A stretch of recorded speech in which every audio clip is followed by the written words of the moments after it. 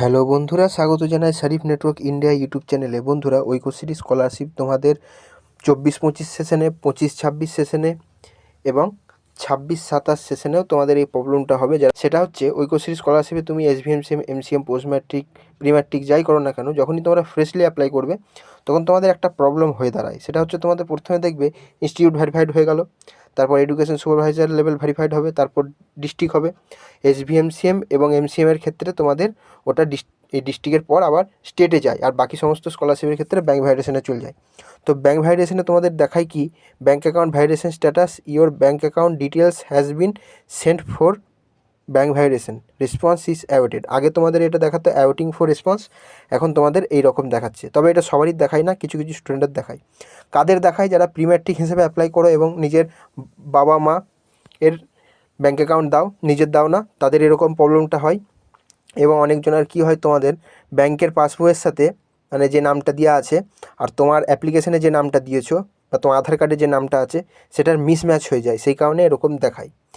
এক্ষেত্রে অনেক ব্যাংক কিন্তু খুব দেরিতে রেসপন্স দেয়, আবার অনেক ব্যাংক কিন্তু খুব দ্রুত রেসপন্স দেয়।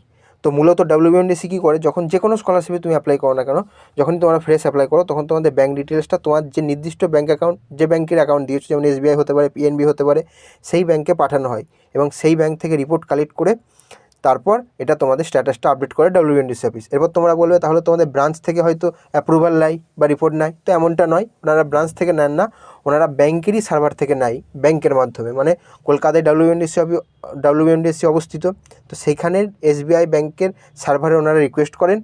আমি SBI ব্যাঙ্কের উদাহরণ দিচ্ছি। তো সেখানে তোমার ডিটেলসটা ওনারা ভেরিফাই করে নেন যে স্কলারশিপটা সঠিক হাতে যাবে তো, না অন্য কারোর খাতে যেন না চলে যায়। তো সেই জন্য এটা করা হয়, এটা খুব ভালো জিনিস।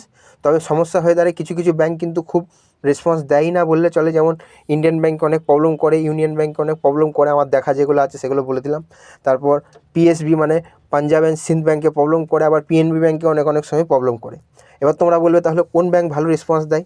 তো দেখো বন্ধুরা, ব্যাঙ্ক ভালো রেসপন্স দেয় সেটা এখনই কড়াকড়িভাবে আমি বলতে পারি না, কারণ অনেক ব্যাঙ্ক অনেক সময় ভালো রেসপন্স দিয়ে দেয়। ঠিক আছে, তোমরা প্রথমে চেষ্টা করবে দুটো ব্যাঙ্কের অ্যাকাউন্ট রাখা, দুটো আলাদা ব্যাঙ্কে, এবং তোমরা SBI ব্যাঙ্ক দেওয়ার চেষ্টা করবে। PNB পাঞ্জাব ন্যাশনাল ব্যাঙ্কও দিতে পারো, খুব ভালো ব্যাঙ্ক। ব্যাঙ্ক অফ বরোদাও দিতে পারো, কোনো সমস্যা নেই। ব্যাঙ্ক অফ ইন্ডিয়াও দিতে পারো, কোনো সমস্যা নেই। প্রাইভেট ব্যাঙ্কগুলোও দিতে পারো, HDFC bank, ICICI bank, Axis bank, এগুলো দিতে পারো, কোনো সমস্যা সাধারণত হয় না। তবে যখন অনেক দিন থেকে প্রবলেম হয়ে দাঁড়ায় তখনই এটা সমস্যাটা হয়।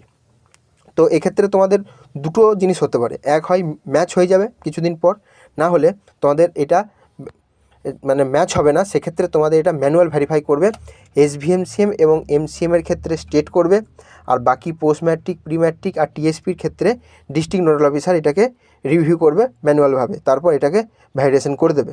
ঠিক আছে, যদি তোমাদের সমস্ত কিছু ঠিকঠাক থাকে তাহলে কোনো সমস্যা হবে না সাধারণত।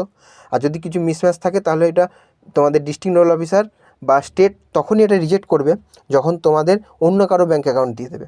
ধরো তোমার বাবা মায়ের দিলে না, বা অন্য কারো দিয়ে দিলে, ঠিক আছে, বা প্রি ম্যাট্রিক নয় তুমি, তবুও তোমার বাবা মায়ের দিলে, সেক্ষেত্রে তোমাদের এটা কিন্তু রিজেক্ট করে দেবে। আর রিজেক্ট করে দিলে কিন্তু অনেক সমস্যা হয়ে দাঁড়ায়, তখন তোমার WBNDC অফিস যেতে হবে, আবার ডিস্ট্রিক্ট নোডাল অফিসের কাছে তোমাদেরকে রিকোয়েস্ট করতে হবে, সেক্ষেত্রে অনেকটা সমস্যা হয়ে যেতে পারে। সেই জন্যই তোমাদেরকে বলে রাখলাম যে নিজের ব্যাঙ্ক অ্যাকাউন্ট দেবে আর দুটো ব্যাঙ্ক অ্যাকাউন্ট রাখবে যদি কোনো সময় প্রবলেম করে।